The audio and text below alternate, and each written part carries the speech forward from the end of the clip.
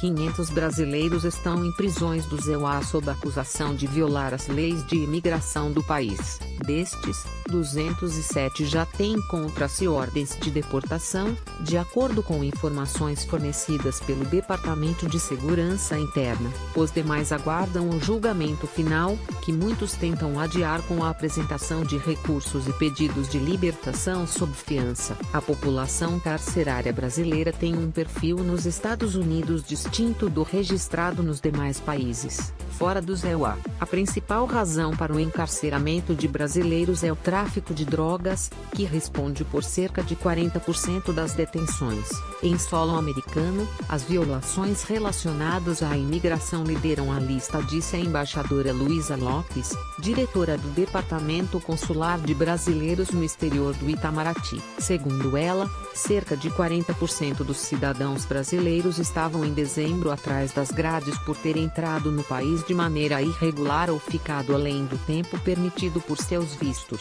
O tipo de crime que aparecia em segundo lugar era o de natureza sexual.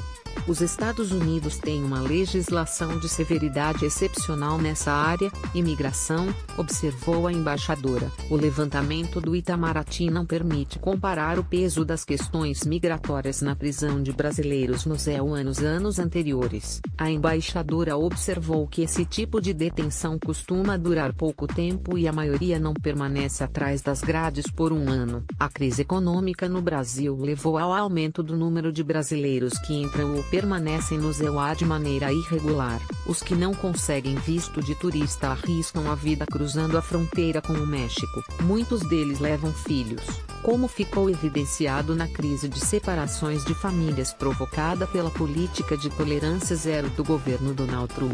Desde o começo de maio, quando a prática foi implementada, pelo menos 49 crianças brasileiras foram separadas dos pais na fronteira com o México e colocadas em abrigos para menores nos EUA. A mais nova delas tem 5 anos. O presidente americano determinou o fim da separação familiar na quarta-feira, mas afirmou que manterá a política de tolerância zero, pela qual todos os imigrantes que entram de maneira irregular no país são processados criminalmente, e não apenas objeto de procedimento de deportação. Não está claro o que ocorrerá com as 2.300 crianças que já foram separadas de suas famílias desde maio, entre elas os 49 brasileiros. Em reunião com seu gabinete ontem, Trump determinou que elas fossem reunidas com seus parentes, mas o governo ainda não definiu como isso ocorrerá. O aumento no número de brasileiros que cruzam a fronteira de maneira irregular se refletiu nas estatísticas de deportação dos EUA. Depois de cair entre 2013 e 2015, o total de cidadãos brasileiros removidos do país pelas autoridades migratórias cresceu de maneira constante.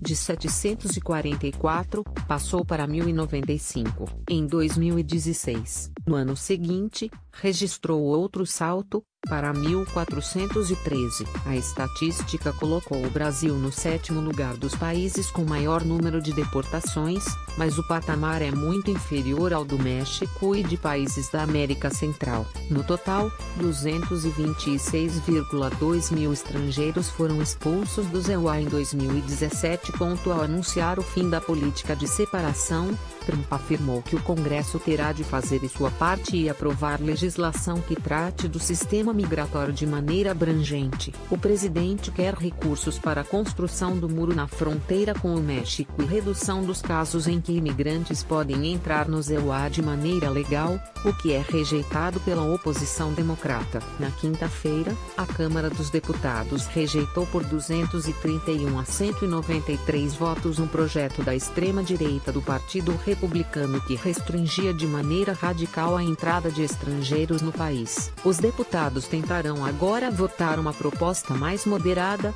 construída por integrantes das duas legendas. O Partido Republicano está dividido em relação ao tema e não está claro se conseguirá aprovar a proposta, apesar de ter maioria nas duas casas do Congresso. As informações são do jornal O Estado de São Paulo.